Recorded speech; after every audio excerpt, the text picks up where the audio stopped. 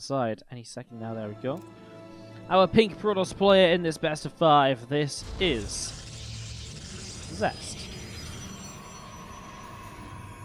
Up against the red Terran in the bottom right, Cure. Again, if you're enjoying the stream, hit that follow button. We're almost at 42,000 followers on the stream, which is awesome. And if you don't want to stop there, consider subscribing to the channel as well. Yesterday, I opened the stream to stream, and we dropped 50 subs, and I was like, no! Gifted subscribers never feels good. So we are set back once again on our goal, on our hashtag road to 500. I was really hoping we might hit 500 subs by the end of the month, but we are a long way away once again, and we are pretty close to the end of the month as well, so... So yeah, do consider supporting if you can afford to, of course. There's free ways to support as well, which is the Matcherino page. You can use coupon codes for free. You can use the sponsor quest links for free. And again, the more money you raise on the Matcherino page, the less funds we have to direct into this tournament, which means more money we can put into other tournaments. And it also potentially even allows us to raise the prize pool of this tournament, depending on how much we raise over there. What are you going to cover WCG tomorrow? Pretty sure that's going to be on the WCG stream with Rotterdam, Autosis, Tasteless. I think it's just those guys. I think Todd's doing the Warcraft 3. So no, I'm not going to be there. Sad as that may be. Alright, just going to be seeing this little bit of scouting around here at the moment.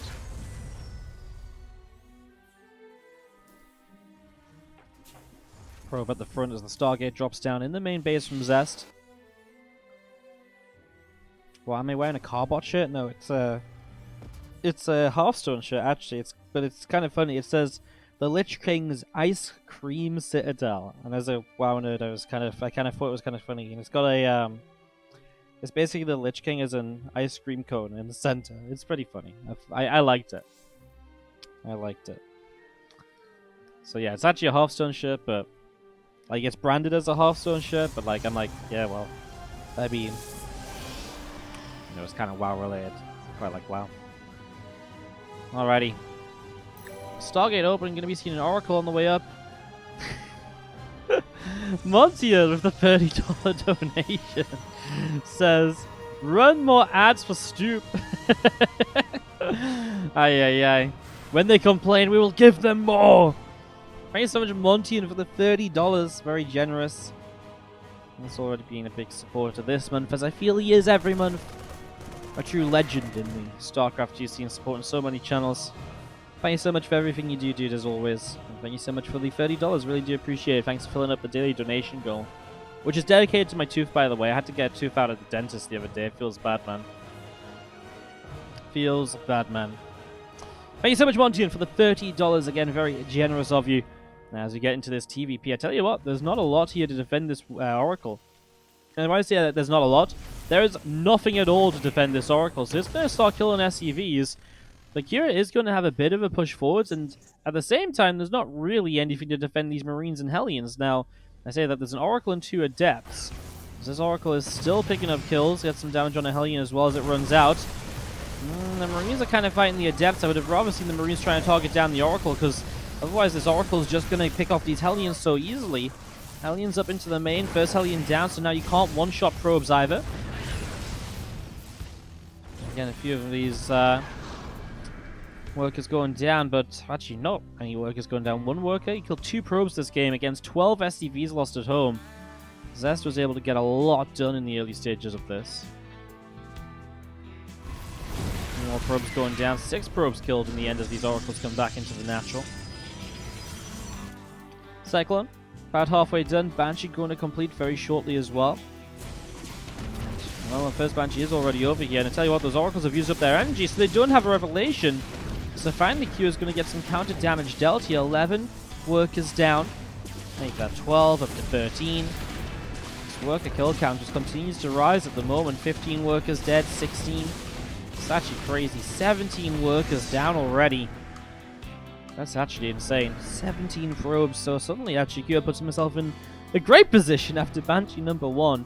Now the Oracle should have energy for Revelation for Banshee 2 pretty much right away, and Zest does have a third Nexus behind all of this, so that fast third Nexus will definitely help him to recover quite a bit here.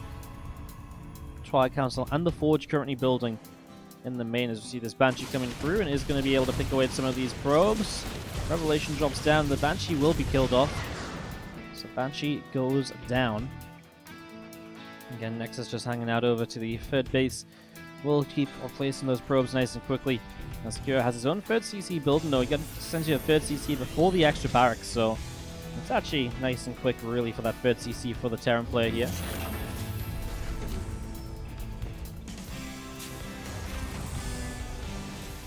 How much does the final, does the winner of this finals take away? This is only a $50 qualifier, so it's $50. So just a $50 prize today. Obviously, the main part of this is you're qualifying through to the Warty TV Summit Championship 2019, and so then you have yourself the, then you can, get some big money on the run. As you see, your Cyclone's able to push away the Oracle and the Phoenix. So those are able to be pushed away there. See Adept and a few Stalkers coming up through to the top side. Robo Facility dropping down in the natural. And again, the Banshee from Cure coming in towards the main base is going to start picking its way through a few more of these probes. So, a few extra workers going down. Having a pretty good time. I mean, again, just Oracles were out in the middle of the map. So, there we go. One of them was already a bit closer to home than the others that were pointed out there. Another 9 workers killed. These Banshees. Now there's a third Banshee, and obviously 3 Banshees is kind of an odd number. You often see 2. So the third Banshee has definitely caught Zest off guard there. And the thing is as well, like, do you want to just leave an Oracle at home with the Phoenix all the time? Well, no, you don't. You want to be on the map with them, looking for opportunities, revelations, stasis wards. So the third Banshee really does punish Zest for doing what you're kind of meant to do, and trying to take advantage of having these units. And we're seeing 3 Oracles, sorry, the 2 Phoenix moving in towards the main as my PC locks up. Wasn't pretty, sorry guys. My PC is really having some issues lately. I think we're going to have to get a new one, because honestly it's just been, this one's just not been having a good time at all. As our turret gets taken down, as we're going to see the Bio Cyclones coming over to the left. The Oracle drops a Revelation there to hit the orbital command. Yeah, a few more gateways on the way up at the moment here from Zest. Again, a few more gates up and running.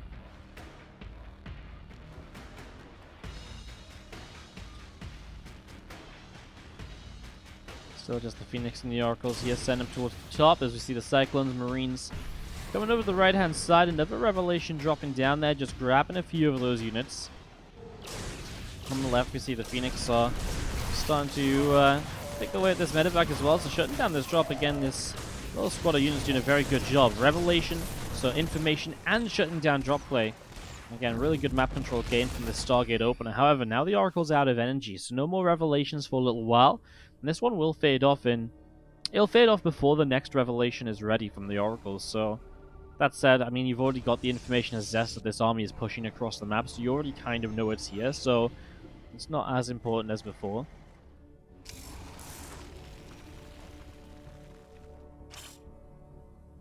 He's got the Observer over the army as well, actually, so Zest actually gets to see this.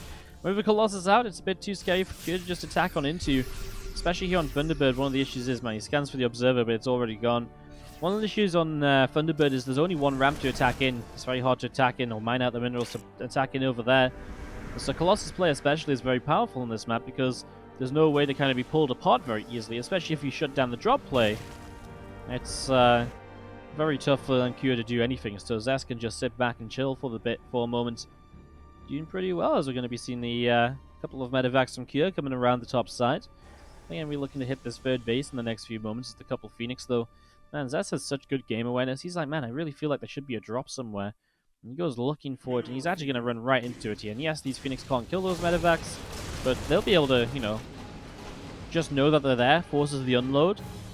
Really good game sense from Zest, just expecting the drop play to come through already. This is a fight that Kyo doesn't really want to take either with Colossus in play. Stalker's even blinking to get 2 more orders on the chase. Great stuff here from Zest. And we're seeing these Stalkers pushing up. There's Marines and Marauders. Gonna have to pull back themselves. Once again, the Stalkers chasing. Nice blink in for a Marauder kill.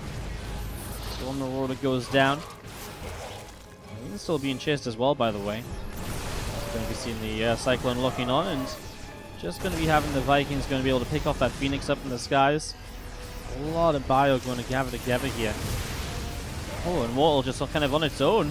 It's a little bit of a shame. I tell you what, that Warp Prism is just going to get a warp in, but Zest's army on the bottom is a bit out of position, so he is going to have to blink away with these Stalkers. I mean, Zest is trying to sandwich this. He's currently picking off reinforcements. Problem is now the Stalkers are kind of a little bit disjointed from the rest of the army, and so they can't really pick off the Vikings as easily. This got into a real mess real quick as a few Stalkers come around the bottom side. How's Zest going to approach this? I think he still wants to take this fight. It's just a question of how does he go about that. Well, here you go. He is going to start not quite sandwiching in. He's going to come in from one direction. Nice little blink there. Gets another Viking on the side of this. Planetary Fortress building up in the center of the map here. We're going to see those Zealot Stalkers. A couple of Colossus as well going to pick away at those rocks. The rocks going down, and Zest will open up a pathway to push on through. Potentially look to take down this planetary. As we've seen, SCV gets picked off, a missile turret as well. Again, Stalkers coming forward, picking up the Viking here. Bio taking a few more shots of damage as well. Plus 3 weapons on the Forge coming through. 2-2 upgrades also coming into play here. All of these Stalkers pressing through to the center of the map. Zealots gathering up as well. Vikings getting some shots off onto the Oracle. And Zest just trying to see what he might be able to pick off here at the moment. As few force fields will drop down this ramp as well, blocking the Terran army out. A couple of EMPs dropping on the Zealots. And you're going to see those Zealots already charging through. That Planetary Fortress is in a lot of trouble. In fact, Planetary is just going to get killed off there pretty much instantly.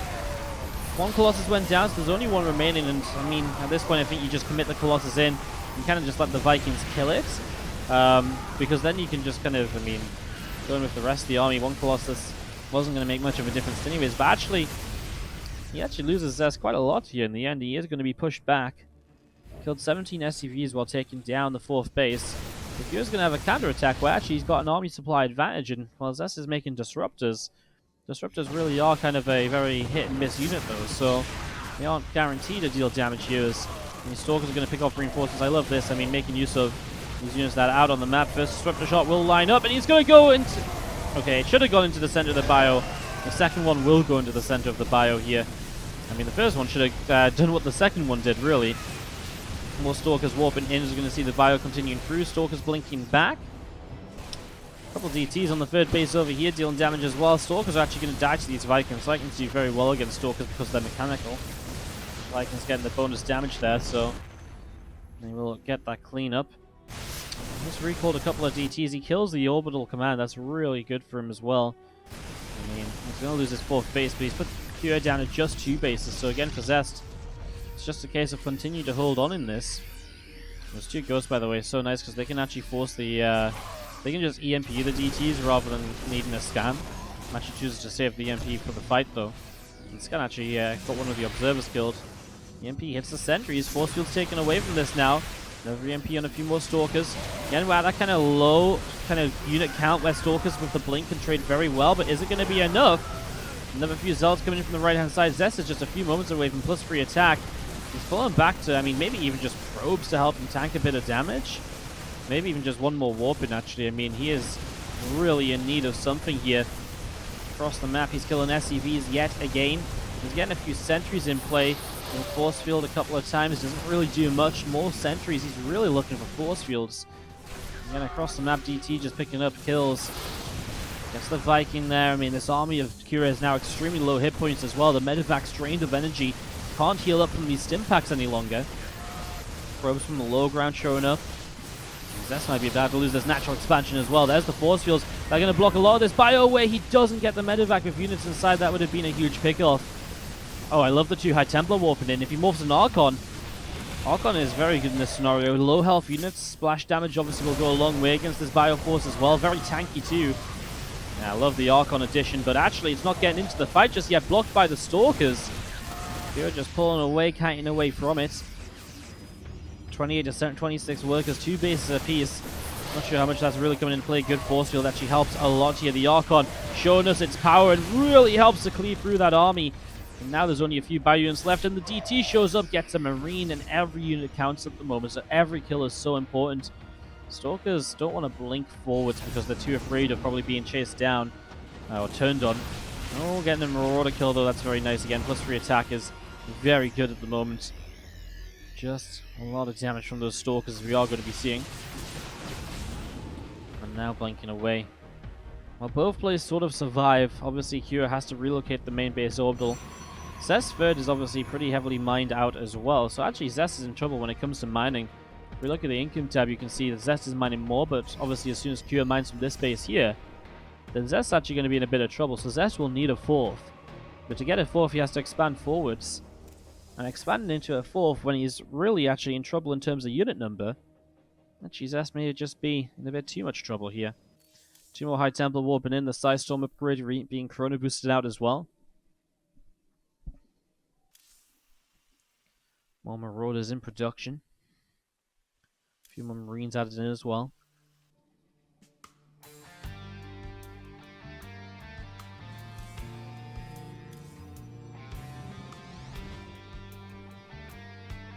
Templar will warp in over on the third base, and again, just a few Stalkers of Zest pressing forwards now down the right-hand side.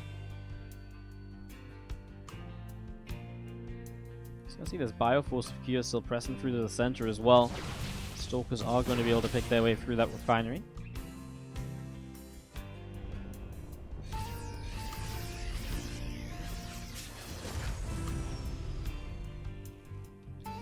Yeah, we have ourselves I think a Kua victory here in the end, because he's gonna get Zest's gonna have Storm, but he's just got so few units, and it's kind of the problem. His his economy just doesn't keep up with Kua's. You can float these orbital commands around. In these very low eco situations, Terran does very well because of mules, because of the ability to move your orbital commands around as well. Obviously, Zest is just stuck on this mining over here, and long distance in the natural. He's actually going to build the Nexus on the natural. I would have kind of I know it's a bit risky, but maybe even the Nexus here, just so he gets a full base of mining available. I mean, yeah, there's what, like 2,000 minerals here, but he's investing 400 minerals to get access to 2,000 minerals, whereas he could have invested 400 minerals to get access to 9,000+ minerals, right? So really, we're talking a big difference, and yeah, I'm not quite convinced that this was how it should have been. How many minerals are on bases nowadays? It's got me thinking. 2,700 times 4, so 10,800. Yeah, they increased it obviously in one of the patches after they... It used to be, I think it was like 1,500, 900 per mineral line, right? Something like that. So I think it was a little less before. Anyways, big Bioforce. The force fields are not going to save you here, Zest, but maybe the storms will. Those storms dropping down, I mean, there's a lot of storms. Problem is, there's enough bio to just sort of sit back, and eventually the storms will not do enough. Just can't storm, just can't storm all of this. You need something of a follow-up here, and obviously just doesn't exist. As Kua will stim on through, gets those next couple of High Templar. That's GG for Zest, and Kua will find game number 1 in this best of 5. Bottom right-hand side, a red Terran player. Currently up 1-0. It is Kua. At the top left-hand side, our Blue Protoss player Zest. Looking to bounce back. That game was crazy. I really thought with Zest dealing damage across the map, I really believe there was probably going to be a defense, I think. I really thought Zest was going to be able to hold on, but Kua just did enough. And in the end, it was the fact that Kua was able to stay alive just about as well. But then obviously Zest is in that position where he's missing out on the Zest is missing out on the on that kind of mining income, right? He's not got any bases left up to really mine from effectively, and that's obviously pretty funky, as we're going to be seeing the probe going to go patrolling away here on the natural.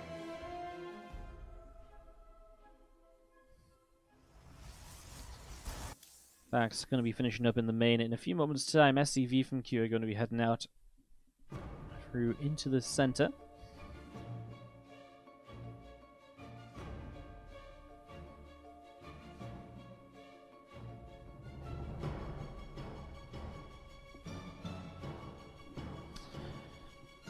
So SCV heading up to the top left-hand side.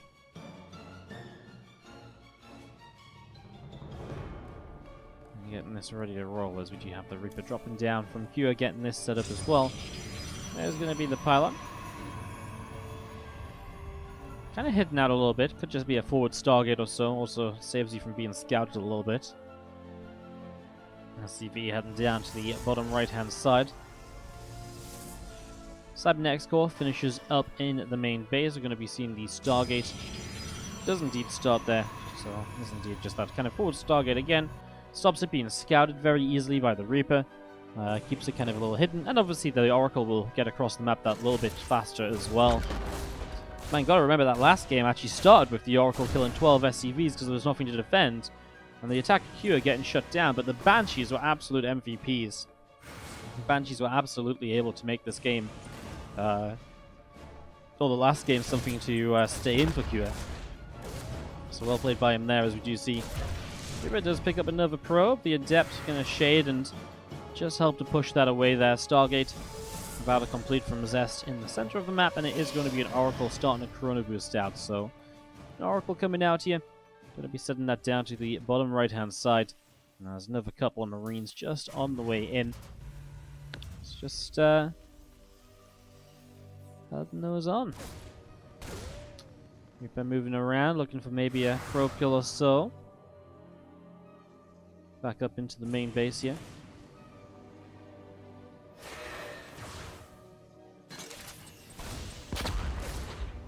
Adept is going to chase the Reaper down, so Reaper will get killed. Oracle from Zest now into the main, so I'm going to see what he can perhaps do with this Oracle. We'll see the SCV going to get picked off. Again, that warp gate just continuing up here for the moment, going to complete in the next couple of seconds. Medevac about halfway done from Q.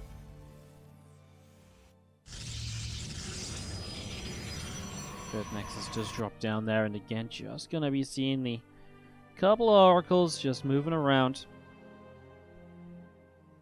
Come on over to the right-hand side, so Oracle's heading over to that far right side again. This Oracle about to finish up as well, and there indeed is that third Nexus we were mentioning before. Just dropping into position, so the triple Oracle again, very passive opening from them so far, that one SCV kill, but just looking to try and again keep pressure. Obviously we saw really kind of successful moments with those Oracles in the Phoenix in the last game, being able to use them to create a lot of map control. They're able to shut down drops multiple times. And that's obviously kind of what you build those for. You see these Oracles diving in, going to get rid of a couple of SCVs already. So free workers down, Oracles going to drop a Revelation. And again, just going to be seeing that Engineering Bay from Q on the way up. So Engineering Bay getting set to go. Getting his upgrades rolling. And Zest, very typically, forging a Twilight Council, just the next stage of this Protoss build order, getting set up for those upgrades, which obviously do generally go a long way. That's actually a very nice save on the Oracle, just about able to get it away.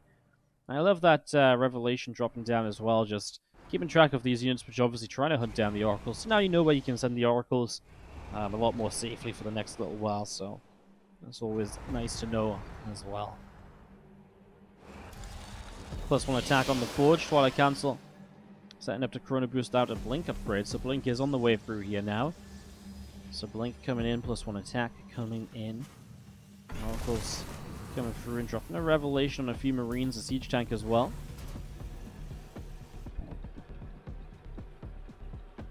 And again, just these couple of Cyclones, seeing where they can go. Robotics Facility dropping down from Zest and the Natural, so getting that set up. You just see the Stimpack, Combat Shields coming up into play. Engineering Bay going to get that +1 attack upgrade going as well.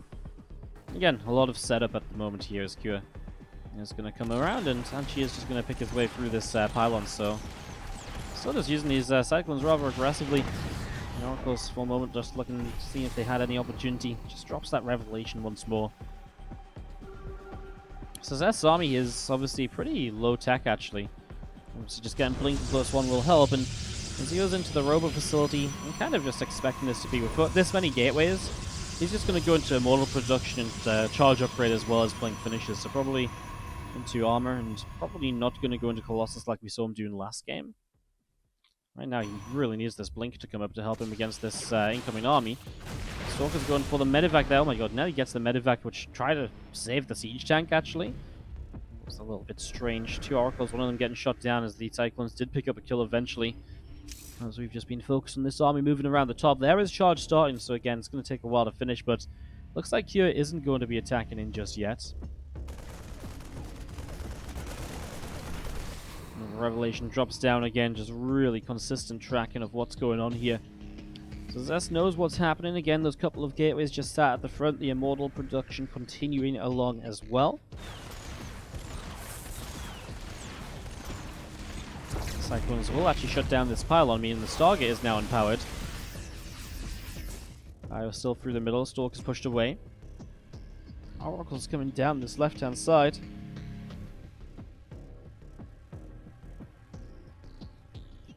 I'm just wondering if Zest can hold on against this army. I mean, he has got shield batteries on the high ground.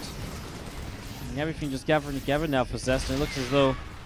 sorry, for Kua. Zest has just got those Oracles across the map. Will deny the third base, which obviously is just now trying to come up. He has a lot of army supply to work with at the moment, and again, before charge is done, feels like this has a lot of potential. Cyclones will get rid of the cannon up here. Shield battery energy drained. I love that. I mean, the Cyclones actually bringing a lot of use to this army so far.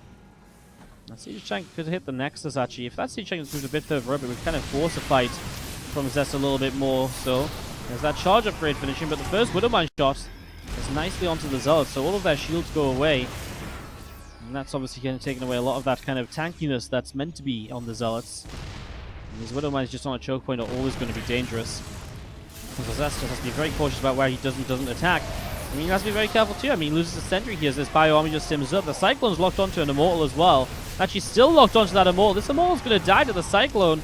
Just locked onto it moments ago. Now the Widowmines go off, and well, there goes that Immortal as we were talking about. This, I feel like that force field doesn't really do much here. Never ran as Zealots. Now the Widowmines are gone. Honestly, going to be a bit more effective, but they're kind of just left to fight on their own. And again, Kua just seems to have the numbers to potentially break through this. Lifts a few units up into that Medivac. Maybe more of a misclick than anything. Not sure he actually needed to lift anything up there. Just going to see the couple of Immortal shots firing away, but most importantly, the Immortal barriers have been taken down, so the Immortals are very targetable. You see 2 Immortals picked off there right away.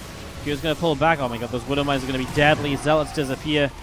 And now, I mean, you just get up to that high ground, chase down another Immortal. Another big kill here. Stalker's having to blink away. There's another few Zealots warping in, though. Across the map, this Oracle is just set here. Now Liberator's coming across as well.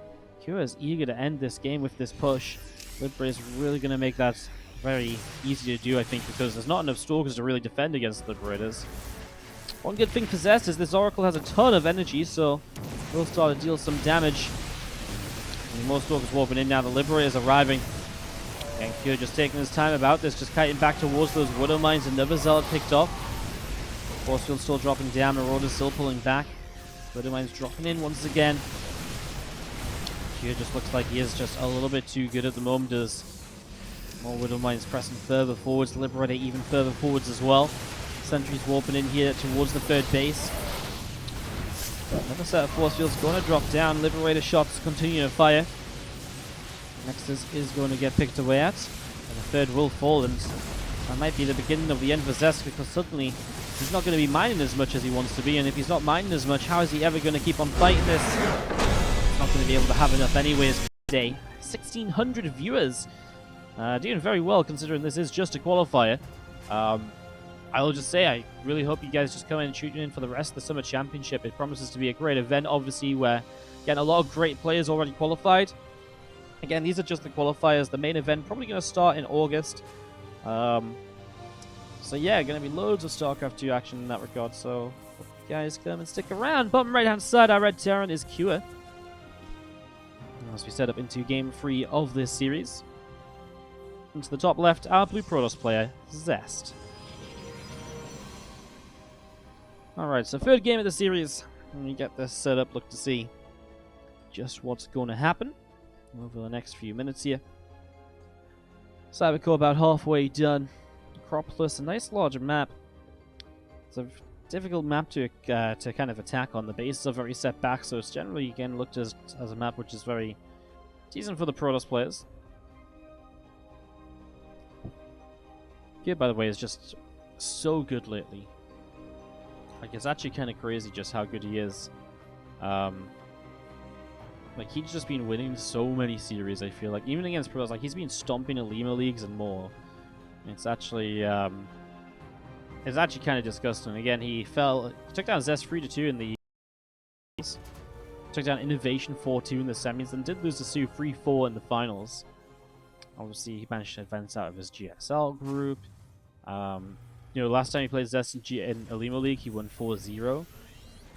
He's actually just been an absolute monster. He 2-0 Classic twice in the Masters Coliseum as well.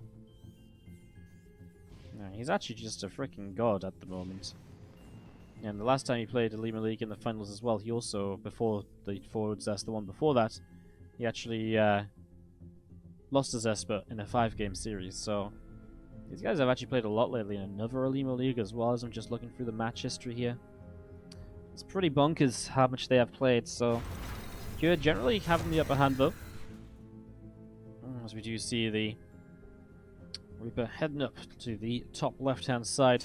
The Sentry at the front here will start to nibble away at that Reaper. Reaper taking a bit of damage as it moves through. Hops up in towards the main recall on that Nexus. Reaper hops back down and gonna just be able to pick up that probe. So probe will go down. Adept is able to find that Reaper as well, so Reaper does full. Widowmine pops out, another couple of Marines on the way. Starport coming up as well. So again, a lot of setup here at the moment. A lot of setup for the next few moments of this, and just seeing how we'll continue through. We're going to see a Widowmine burrowing up at the side. And this looks like we're just going to have a pretty typical kind of Widowmine drop opening as the Medivac comes through here. Hallucinated Phoenix gets to see everything though. Obviously, Zest did open with Blink, which means he can take a nice fast third Nexus because he has a lot of map control. So able to take a nice bit of map control here right away. And that Medivac about to finish up from Cure. You see 2 Widowmines. There's actually a third Widowmine that he hasn't sent across. Oh, sorry, there's only 2. Wow, I'm imagining Widowmines in my mind. Apologies, I thought there was 3. So yeah, actually just the 2 Widowmines then to come across the map. I was absolutely convinced there was a third Widowmine. Oh, apologies. So yeah, just that little Widowmine drop is a bit of pressure and a bit of scouting to begin the game with. Obviously, you can scout through the main of the Medivac oftentimes.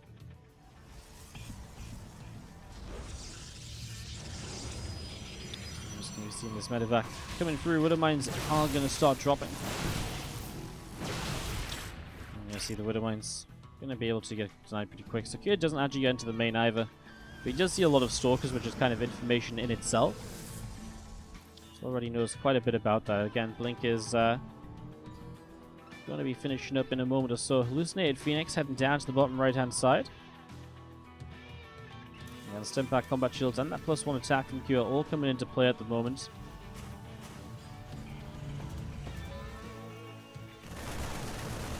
Character coming through on the factory, so just going in towards Widowmine production, which makes a lot of sense. It's again going to be that style from Zest, which is very kind of, it's almost like Zergy in the way, kind of, you know, you just get like a ton of gateway units up, lots of Zealots, lots of Stalkers.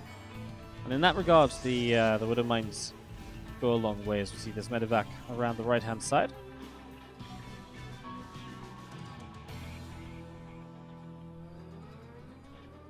So it's going to be coming up to the top right.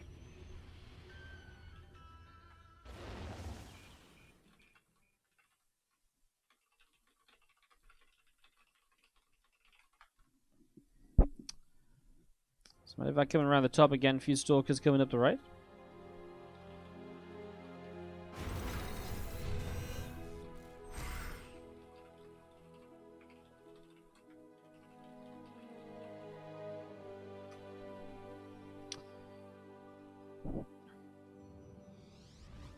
Medevac coming through. The few Stalkers in position, looking to try and keep the Medevac away. A little bit of bio through the center. And again, a couple more Widow Mines down on the bottom as well. Nice little scan here. Observer is going to get picked off. Again, Constructor Shell's been added into, so this bio push getting started. The killing this Observer is really nice, by the way, because now you just, Zest doesn't know where this Medevac is. He's got no idea. Is it relocating? Is it still there? It is relocating down. But Zest has actually maybe just glimpsed it with this Observer here, actually.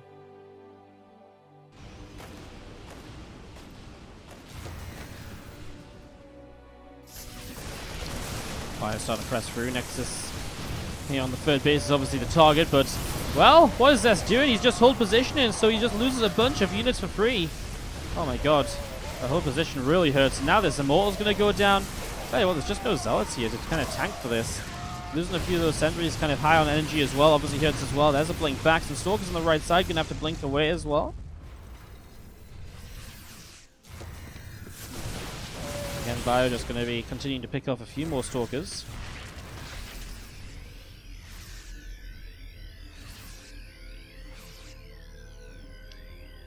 Yeah, fun little fight there. I feel like Kyo got a real kind of upper hand.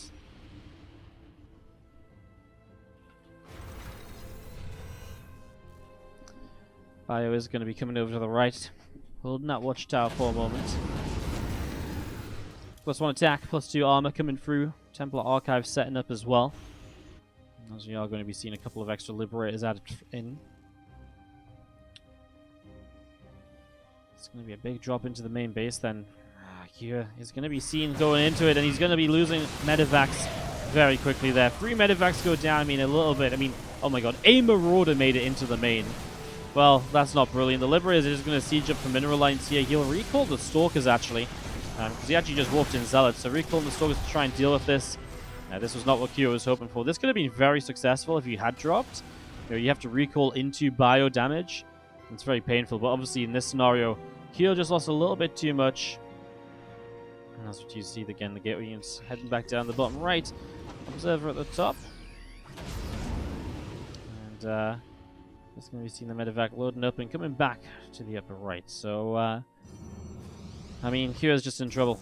More warp-ins from Zest, and I kind of like the fight on the third base as well for Kyo just before as well, but that drop, obviously, too many Observers. It's this Observer here, he just doesn't know about it. And because that Observer's there, he just saw it coming in, Zest was able to take it down. Very nicely done. It's going to be seen Bio. Continue to pick away, Refinery goes down, Zealots and Stalkers continue to press through. Another few sentries warping in, so a lot of force fields being brought into play here for Zest. He's going to force field these SCVs into the mineral line, but Orbital will just lift up and get out of there. Defensively, Kyo might be able to hold on a moment or two. He's got Liberators in mind, so you can't just blink into this. A few SCVs going down again. Zest controlling the map at the moment. And Zest looking to take this into a game number 4 at the moment, as we do see, again, the units coming around the bottom. South and Stalkers just picking their way through these rocks. The rocks starting to take quite a bit of damage again. An army to the top side from Zest as well. Stalker's going to be blinking away.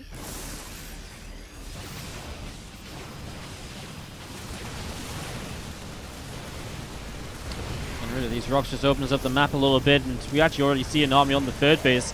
It's kind of weird because, yeah, you kind of need to bring this army down over here as well. You can't just kind of fight with half of the army here as Zest. He does get rid of the third orbital. In terms of armies, though, actually, Kyo's army, if you can get past these force fields, Kyo's army might be able to somewhat win this fight with the EMPs available. Okay, there's units from the bottom side as well. I just kind of saw that little clump in the middle. I was like, well, maybe. No, it's not going to be enough, is it? These are good positions. That force field actually, I think, helps Kyo a bit more than it helps Zest, because now the Zealots can't fight because they're just fighting into a choke point, into force fields that Marines are protected by. But it also stops the Marines and Bio coming out as well, right? So it stops them coming into this army, and Zest can just start backing away.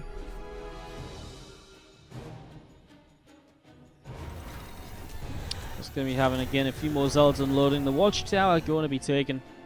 And again, +3 armor coming through on the Forge.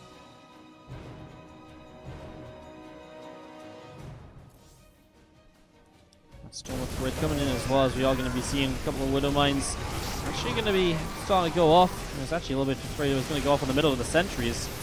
You're fighting through the center. If he's going to win this game, it's got to be with this army. And I tell you what, all the Zealots are in the wrong position, so Kua is going to take a pretty good fight. Then the Zealots are going to show up, and it's going to become a very different affair. His ghosts are dying, and it is going to be Zest cleaning up, but man, Kua really made something out of this. I mean,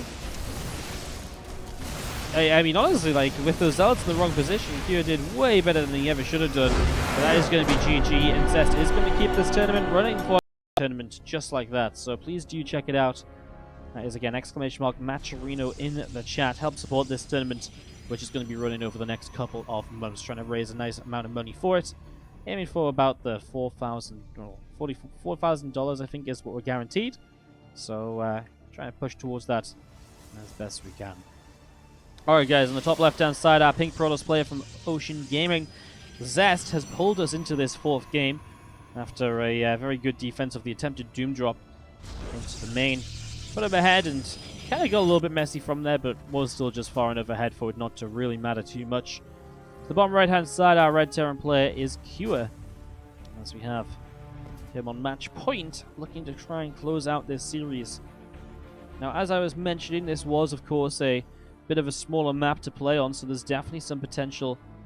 There's definitely some kind of aggressive potential in this one, right? There's definitely some opportunities to go across early. There's kind of, you go up the ramp, then you hit the natural, and so there's no kind of high ground into the natural right away. So it's a lot easier, unlike King's Cove, unlike Thunderbird. Acropolis kind of has the same feature here, but it's a larger map, so those pushes don't work. You can definitely bunker up an area over here, for example, and make a push from that, push like that work out a little bit as well. So, yeah. Very excited. I feel like tank pushes in general are very good on this map, because oftentimes you can then punish this gateway and pylon and so on that are being used to block off this Reaper jump in. So obviously, here Zest denies the Reaper pathway and denies scouting, but again, really leaves these gateways or these buildings very vulnerable to attack later on. Actually, Kua doesn't go for a Reaper, and I think that's very map specific as well. I decided not to go for it because, again, that's a very easily blocked spot and a very commonly blocked spot. But also just allows him to change it up a little bit. So straight into the reactor. 2 Marines as the opening here now. As you see the probe just coming around, and he's going to go and nibble away at that SCV. So SCV going to be taking a little bit of damage there again. The couple of Marines going to try and corner that probe in, and they are going to chase that down. Probe will die. So nice pick off there on the probe. As the Twilight Council drops into the main base from Zest. So another Twilight Council based opening. So we saw that in the last game as well. Zest moving away from the Stargate openings in games number 1 and 2. Now, I'm not against the Stargate openings. I mean, I think the Stargate openings did Zest a lot of favors. I don't think you can look at games 1 and 2 and be like, oh yeah, he lost the game because he opened Stargate, right? Dep shouldn't have committed to this fight, no way. Well, it shades, but only because the Marines were kind of running past it anyways. Yeah, with reactor opening, the Marines do come out in higher numbers pretty quickly, so the Stalker Adept pressure isn't really that effective. Adept tries to shade up here, but Depot is raised, and that is going to be shut down pretty easily. But yeah, as we see these Marines continue to fight, it is kind of very interesting, right? Because it kind of, in the first 2 games, I really liked the Stargate opening. I think they did very good things for Zest. I think they did a lot of damage and, put him into good position. But he lost those games, and now just going straight into the Blink. See how much that helps him out again for another game in a row now. It means he does have the kind of faster charge sooner as well. By the way, this is 2 gates that he's warping in with here. So he's trying to be aggressive, but 2 gates isn't exactly a crazy number of gateways to be building from. Here, by the way, Marine Tank Banshee. If you remember versus Alive earlier, Alive was trying to build up like a Marine Tank Banshee force as well. It's a very powerful 2-base timing attack. So it is going to be Kua committing to something fairly aggressive here early on, rather than looking for a bit of a longer game, rather than looking towards a 3rd command center or so. You just see the Stalkers pulling back up here all the way into the natural. 2 shield batteries. There's 1 in each mineral line, so he's preparing against the potential Banshees if they do cloak up and hit the mineral line. I don't actually think those Banshees are looking to harass really at all. I think the Banshee is more so, it'll go across the map and maybe poke, but I think the main thing is it just wants to be part of this army. You know, power up that army composition, power up the damage output, because it does. I mean, you know, Banshee does a lot of damage. Again, I'm really expecting Kyo to attack here, especially because the Banshees are cloakless. Looks like you'll have a transition out of this. The barracks on the way. Engineering based on too, but I'd be so surprised if he didn't attack the tanks, Marines in the near future here. Storks may be able to keep this at bay a while, though. Obviously, as they kind of come across the map, they're going to be able to pick away at units as they try and move across. So we'll see how successful they may be. In fact, they might just blink up into the main base here. Does Kyo? I mean, Kyo kind of has to turn around and deal with that, right? Or does he? He's got a siege tank he can siege up. Maybe he just keeps going across the map. Because obviously these Stalkers are kind of out of position, but it does mean they can just be recalled, of course. I mean, Zest has to start realizing a little bit of, you know, what's going on here. Even if he recalls, I mean, he can't recall to the natural, he can't recall to the third. He can recall to the main, but that's going to mean the tanks are already sieged up in position on the natural. Well, our sentry goes down without anything happening at all. So yeah, these tanks are going to be able to siege up. So now these Stalkers are actually just going to run back home. But yeah, the tanks are in a siege up position. Bunkers will come down. And Kyo's just back to mining. His reinforcements will pull back because he knows the Stalkers are kind of in between the armies, and so he doesn't want to lose his reinforcements to those Stalkers. Stalkers blinking in, and the siege tanks are going to go down pretty quickly here. A lot of the Marines, I mean, 18 probes already killed. We'll get the Nexus as well. There's kind of only Marines left over, but there's a lot of Marines left over, which I think is the big difference. Now that Kyo knows that what's kind of going on here as well, by the way, he can kind of actually just send his reinforcements across the map, perhaps to join these Marines, but decides not to because the Marines are dying off. So Zest will clean this up, but Kyo takes a worker lead in the game. 35 SCVs to 28 probes. Zest is just going across the map. Maybe he's just going to go for this. I mean, he did lose the natural. That's a lot to try and recover from. But, I mean, Kyo has so much to defend with multiple siege tanks, Marines.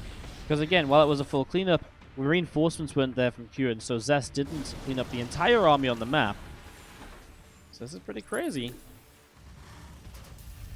Observer setup, I mean, I feel like, just the lack of probes, the lack of a Nexus being built, feels like we're just going for this. 4 Zealots warping in.